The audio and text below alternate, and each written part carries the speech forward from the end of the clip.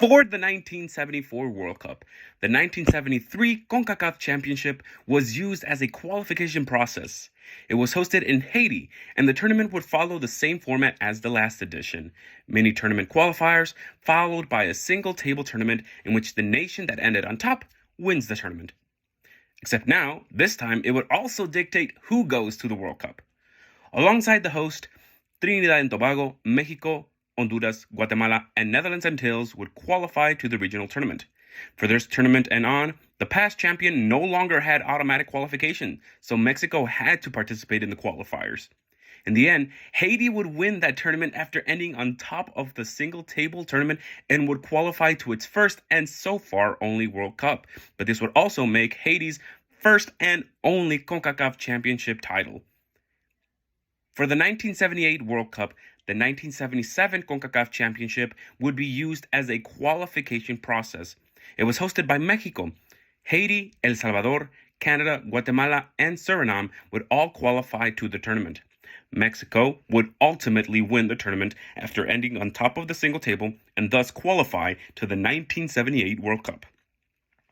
For the 1982 World Cup, CONCACAF was given 2 spots for the World Cup. CONCACAF used the 1981 CONCACAF Championship to determine the 2 teams that would qualify.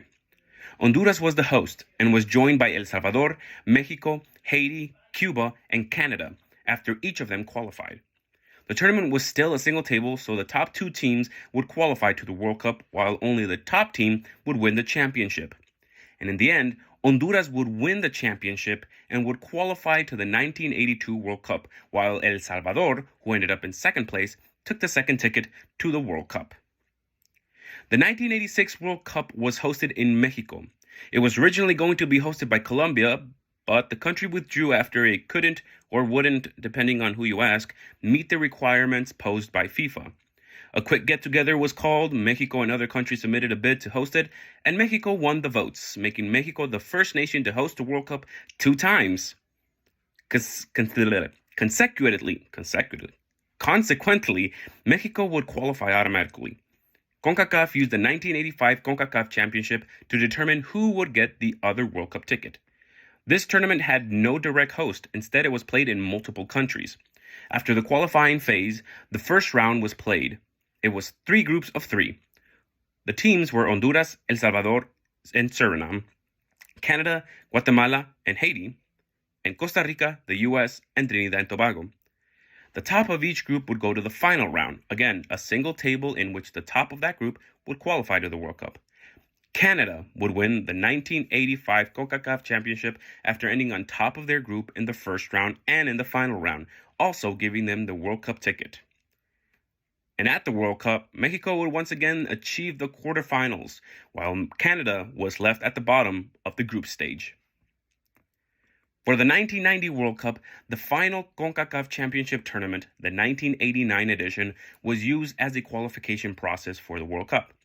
It switched back to a single table tournament with qualifiers, of course.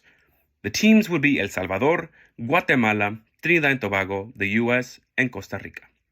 Mexico did not participate as they were banned by FIFA since they fielded overage players in a U20 CONCACAF tournament. If you want to learn more about that, you can look up Google or videos. I'm pretty sure somebody has talked about it. In the end, Costa Rica... sorry, I kind of jumped my notes here. Let's see, blah, blah, blah, U20 CONCACAF tournament, if you want to learn more about this. Oh, yeah. So back to the CONCACAF Championship. In the end, Costa Rica would win the final tournament after beating the U.S. by goal difference. Both Costa Rica and the U.S. would attend the 1990 World Cup after ending in first and second respectively.